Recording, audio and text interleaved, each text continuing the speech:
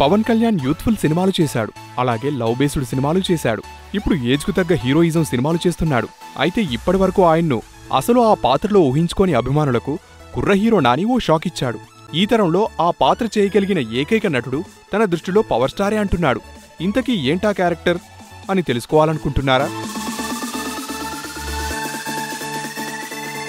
ఈ మధ్యన కుర్ర హీరో నాని వరుస సక్సెస్లతో జోష్ మీదున్నాడు కదా.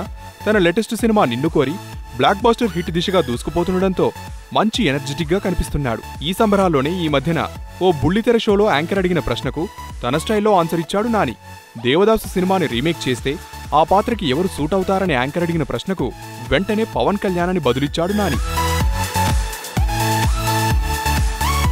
ఇక పారు పాత్ర ఎవరు చేస్తే బాగుంటుందంటే పవన్ కళ్యాణ్ గారి చాయిస్ అంటూ ఫన్నీగా సమాధానమిచ్చాడు. గతంలో పవన్ కళ్యాణ్ పలు సినిమాల్లో తాగుబోతు సీన్లలో నటించి ప్రేక్షకులకు కిక్కిచ్చాడు.